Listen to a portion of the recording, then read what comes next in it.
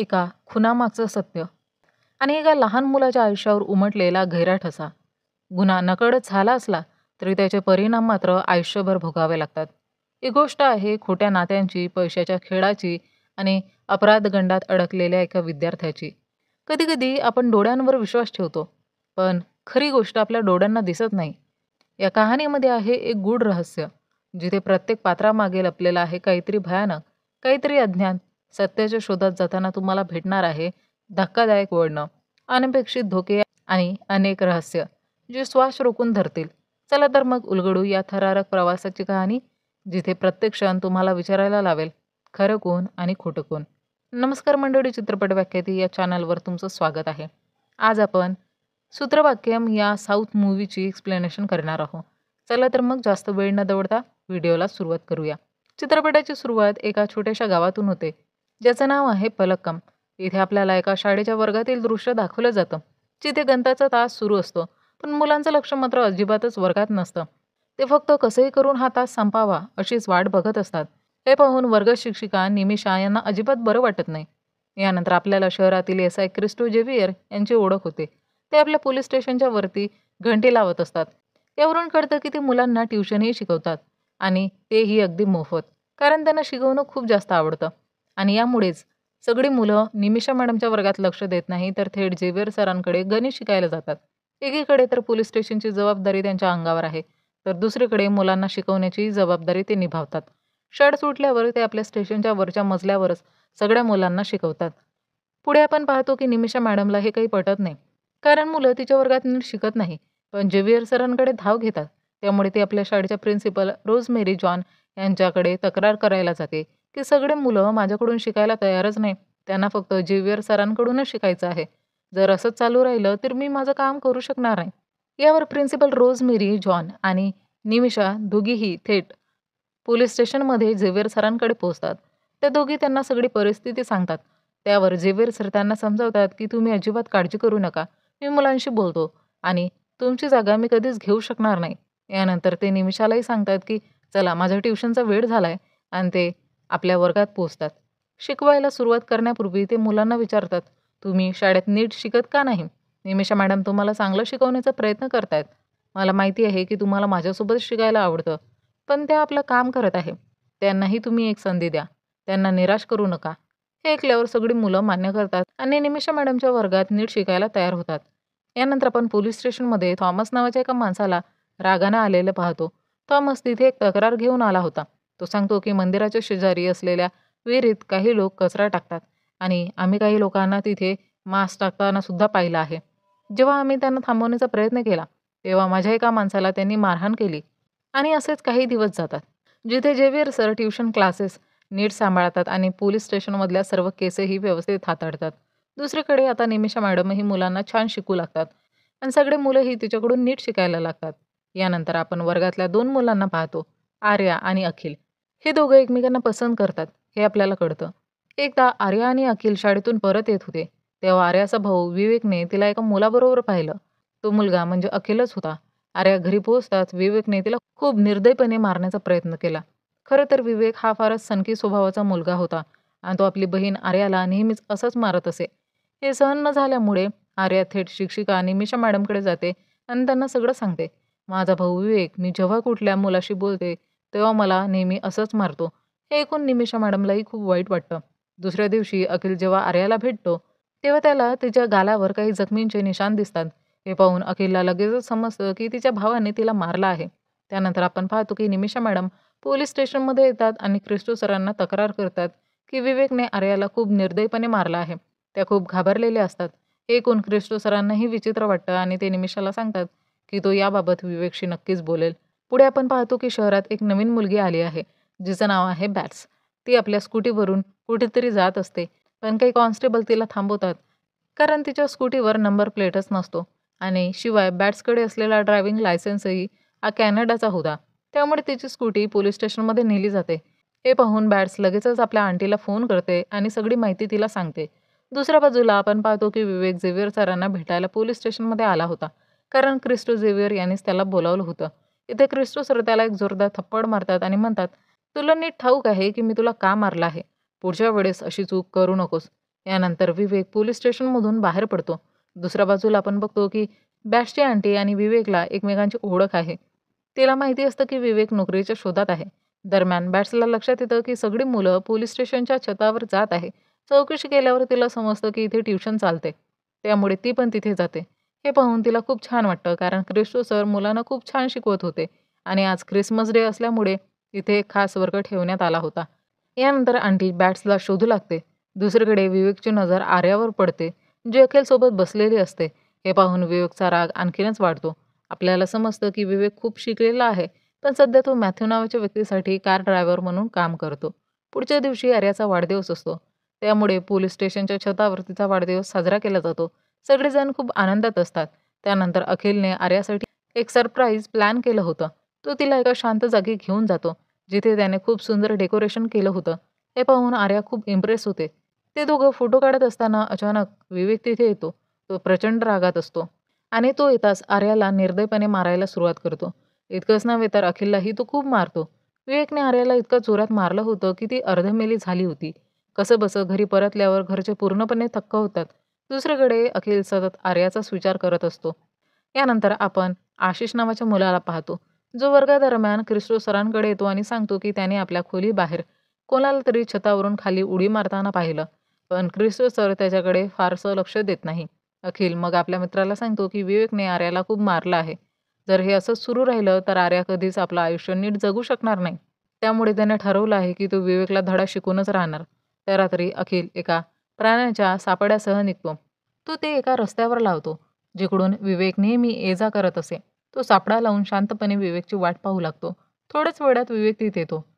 अखिलने 2 सापळे लावलेले असतात. पहिल्या सापळ्यापासून तर विवेक वाचतो, पण दुसऱ्यापासून नाही. त्याचं पाऊल थेट त्या सापळ्यात अडकतं आणि सापळा त्याच्या पायाला घट्ट पकडून टाकतो. विवेक सापळ्यात अडकल्यामुळे तो शेजारी असलेल्या विहिरीत पडतो, कारण अखिलने सापळा विहिरीच्या जवळच लावला होता. हे पाहून अखिल घाबरतो.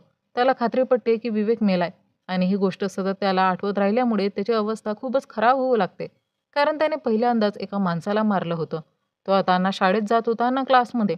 त्यामुळे क्रिस्टो सर त्याला भेटायला येतात. पण अखिलची आई क्रिस्टो सरांना सांगते की त्याला ताप आलाय म्हणून तो क्लासला येत नाही. यानंतर क्रिस्टो सर आर्याला भेटायला जातात, कारण तीही शाळेत किंवा क्लासमध्ये जात नव्हती.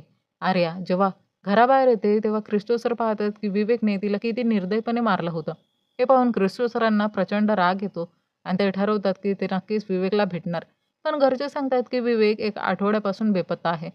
तो कधी-कधी नोकरीच्या शोधात बाहेर जात असे आणि यावेळेसही बहुतेक तो बाहेर गेला आहे आणि यावेळी त्याने मोबाईलसुद्धा नेलेला नाही. रात्री अखिल पुन्हा त्या विहिरीजवळ येतो, कारण विवेकबरोबर एक सापळा विहिरीत पडला होता. पण दुसरा सापळा अजून तिथेच होता. अखिल तो लगेचच घेऊन घरी येतो आणि त्याला ठिकाणी लावतो, कारण ते सापळे खरं तर त्याच्या वडिलांचे होते. पण घरच्यांना जाणवतं की अखिल काही दिवसांपासून जेवणसुद्धा नीट करत नाहीये आणि त्यांच्या मनात प्रश्न पडतो की नक्की त्यांच्या मुलाला काय झालं. यानंतर आपण पाहतो की थॉमसने जी विहिरीत कचरा टाकण्याची तक्रार केली होती, त्याची चौकशी क्रिस्टो सर पूर्ण करतात आणि ती तेच विहीर असते ज्यात विवेकचं प्रेत पडलं होतं.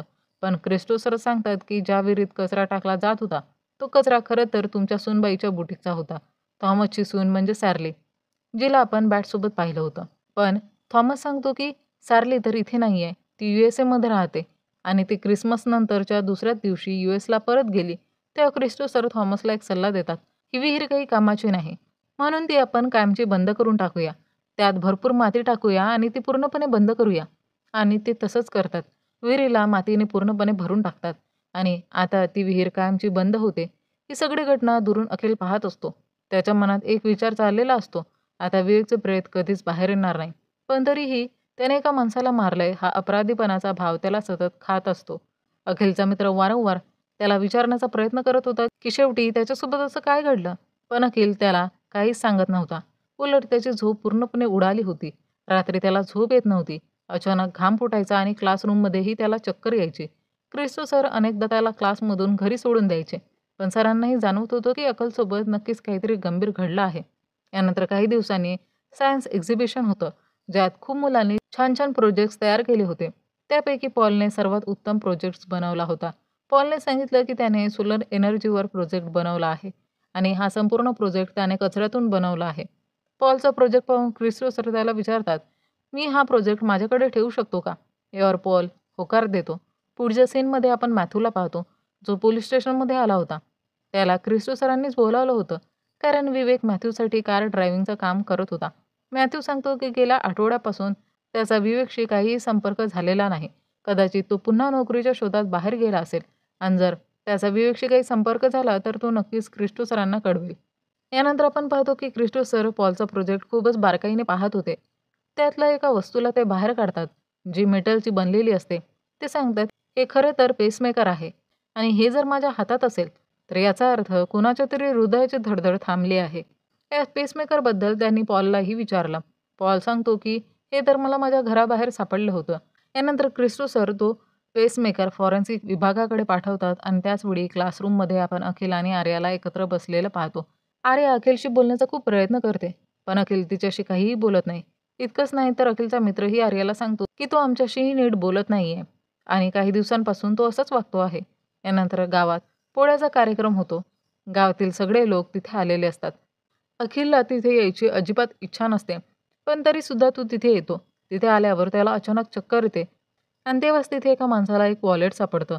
ते वॉलेट लगेचच क्रिस्टो सरांकडे दिलं जातं. जेव्हा क्रिस्टो सर ते वॉलेट तपासतात तेव्हा कळतं की ते विवेकचं आहे. त्यात त्याचं आधार कार्ड आणि एका बारचं बिल असतं, जिथून विवेकने 7 बिअर्स घेतल्या होत्या. हे पाहून क्रिस्टो सर आणि त्यांचे कॉन्स्टेबल लगेचच त्या बारमध्ये पोहोचतात. बारचे सीसीटीव्ही फुटेज तपासल्यावर त्यांना दिसतं की विवेक खरंच तिथे आला होता आणि तिथून बिअर घेऊन गेला होता. त्यानंतर ते आजूबाजूच्या गोष्टी पाहू लागतात आणि त्यांची नजर पॉलवर पडते. तो त्याच बारच्या समोर राहतो. पॉल सांगतो की तो पेसमेकर मला माझ्या घरासमोरच सापडला होता आणि त्यांनी हीही आठवण करून दिली होती की एकदा मी तुम्हाला सांगितलं होतं की माझ्या छतावरून कुणीतरी खाली उडी मारली होती आणि तेही ठिकाण हेच होतं. याशिवाय पॉल सांगतो की त्याच्या शेजारी आधी सेरलीचं बुटीक होतं, म्हणजे बॅट्सच्या आंटीचं बुटीक होतं आणि ते पण हेच ठिकाण होतं. यानंतर आपण पाहतो की पेसमेकरबद्दलची सगळी माहिती मिळते आणि कळतं की तो पेसमेकर खरं तर बेट्सचा आहे, ज्यामुळे बेट्सचा शोध घेण्यासाठी ते तिच्या घरी जातात. मग कळतं की बेट्स प्रत्यक्षात सेरलीच्याच घरी राहायची. तिचं स्वतःचं इथे घर नव्हतं. ती फक्त फिरण्यासाठी इथे आली होती, कारण बेट्स खरं तर कॅनडामध्ये राहायचे. यानंतर आपण सेरलीच्या घराचं सीसीटीव्ही फुटेज पाहतो, जिथे बेट्स राहत होती आणि रात्रीच्या सीसीटीव्ही फुटेजमध्ये आपण बेट्सला पाहतो, जे कुठेतरी जात असते आणि बेट्स गेल्यानंतर थोड्या वेळाने विवेक तिची स्कूटी घेऊन परत येतो. हे पाहून क्रिस्टो सरांना काहीच समजत नाही की शेवटी बेट्स आणि विवेक यांच्यातला नेमका संबंध तरी काय. त्यातच सर्वांची बँक डिटेल्सही येऊन पोहोचतात. क्रिस्टो सर जेव्हा काही ट्रान्झॅक्शन पाहतात तेव्हा ते पूर्णपणे आश्चर्यचकित होतात, कारण बेट्सने 3 कोटी रुपये सेरलीला पाठवले होते आणि सेरलीने तेच 3 कोटी मॅथ्यूकडे पाठवले होते. यावरून क्रिस्टो सरांना वाटू लागतं की नक्कीच बेट्सचा आणि विवेकचा काहीतरी संबंध आहे आणि हळूहळू सगळी कोडी सुटायला लागतात. त्यांना समजतं की बेट्स कधीच कॅनडाला परतलीच नव्हती. म्हणूनच त्यांनी लगेचच मॅथ्यूला बोलावलं. क्रिस्टो सर त्याच्यावर खुनाचा आरोप लावतात आणि म्हणतात, नक्कीच तूच बेट्सला मारलं किंवा तिच्या खुनाचा तुझ्याशी काहीतरी नक्कीच संबंध आहे, कारण हे 3 कोटी रुपये बेट्सकडून तुझ्याकडे आलेले आहेत. पण मॅथ्यू सगळं सांगून टाकतो. तो म्हणतो, हे पैसे मला बेट्सने नाही तर सेरलीने पाठवले होते आणि या सगळ्यामागे सेरलीचाच हात आहे. हे ऐकल्यानंतर क्रिस्टो सर लगेचच थॉमसच्या घरी जातात. ते थॉमसला सगळ्या गोष्टी सांगतात. बेट्सचा मृत्यू झालाय, विवेक खूप दिवसांपासून गायब आहे आणि या सगळ्यामागे तुझी सून सेरलीच आहे, जी सध्या USA मध्ये आहे. तुला फक्त एक काम करायचं आहे, कुठल्याही परिस्थितीत तुझ्या सुनेला भारतात आणायचं आहे. मग थॉमस लगेचच आपल्या मुलाला फोन करतो आणि सांगतो की तुझी आई खूप जास्त आजारी आहे, ती ICUमध्ये आहे. तू लगेच सुनबाईला घेऊन इकडे ये. दुसरीकडे आपण पाहतो की तो ॲनिमल ट्रॅप त्याच्या शेजारी अखिल बसलेला असतो.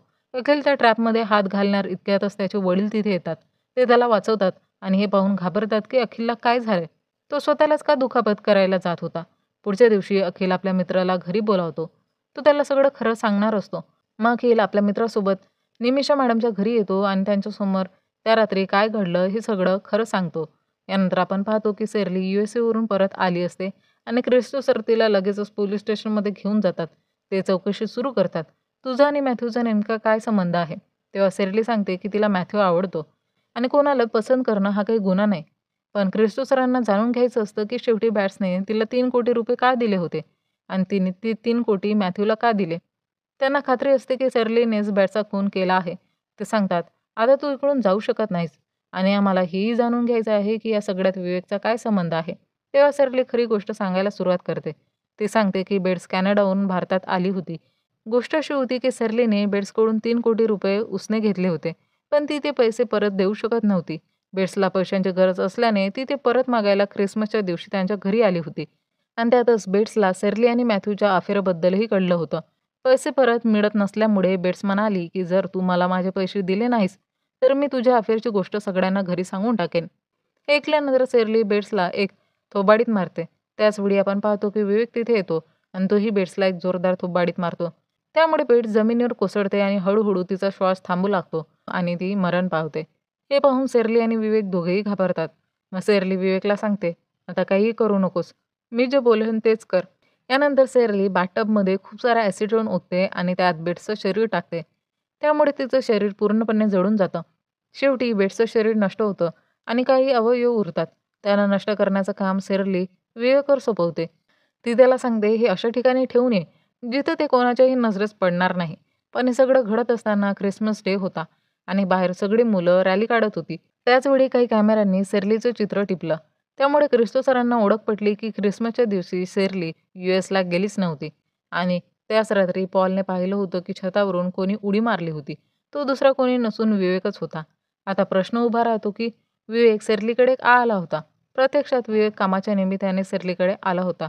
कारण सेर्ली त्याला दुबईमध्ये नोकरी मिळवून देणार होती. आणि मग एक आठवड्यानंतर जेव्हा विवेक परत येत होता, तेव्हा अखिलने विवेकला ॲनिमल ट्रॅपमध्ये अडकवलं, ज्यामुळे तो विहिरीत कोसळला. मग क्रिस्टो सर विहिरीतील सगळी माती बाहेर काढायला लावतात. त्यातून खूप सारे अवयव सापडतात आणि त्याबरोबरच ॲनिमल ट्रॅप आणि त्यात अडकलेला माणूसही सापडतो. तो दुसरा कोणी नसून विवेकच असतो. ॲनिमल ट्रॅप पाहून विवेक सरांना सगळं समजतं आणि ते लगेचच अखिलच्या घरी पोहोचतात. आता क्रिस्टो सरांना सगळं कळलेलं असतं. त्यांना समजतं की अखिलकडून नकळत विवेकचा खून झाला आहे. हा एक गुन्हा आहे, जरी तो नकळत झाला असला तरीही. क्रिस्टो सरांना याचं खूप दुःख होतं, कारण त्यांना माहिती असतं की हे सगळं अनावधानाने घडलं आहे आणि अखिल खूप दिवसांपासून अपराधगंडात जगत आहे. मग हेही समजतं की अखिल अजून मायनर आहे. त्यामुळे त्याला फार मोठी शिक्षा होणार नसली, तरी जितकीही होणार आहे ती त्याच्यासाठी खूप जास्त आहे. कारण अखिल एक स्टुडंट आहे. यामुळे शाळा आणि ट्युशनमध्ये शांतता पसरते. सगळ्यांचंच अभ्यासात मन लागत नाही. इतकंच नाही तर एस.आय. क्रिस्टो झेवियर यांचंही मन कुठे लागत नाही. अशा प्रकारे 6 महिने निघून जातात. 6 महिन्यानंतर आपण पाहतो की अखिलला भेटायला जेलमध्ये कुणीतरी आलेलं असतं. तो दुसरा कोणी नसून क्रिस्टो झेवियरच असतो. तो आपल्या कॉन्स्टेबलसह आलेला असतो. प्रत्यक्षात ते जेलमध्येच क्लास घेणार होते. त्याच जेलमध्ये अखिलचे काही मित्रही येतात, जे झेवियर सरांकडून शिकणार होते आणि आजचा विषय होता इंटिग्रेशन. आणि यासोबतच हा चित्रपट इथेच संपतो. तर मंडळी, हा चित्रपट तुम्हाला कसा वाटला? कमेंटमध्ये नक्की सांगा. आणि हो, जर व्हिडिओ आणि माझं एक्सप्लेनेशन आवडलं असेल तर व्हिडिओला लाईक करा आणि चॅनलला सबस्क्राईब करायला विसरू नका. चला तर मंडळी, भेटूया लवकरच एका नवीन व्हिडिओमध्ये. तोपर्यंत टाटा, बाय बाय.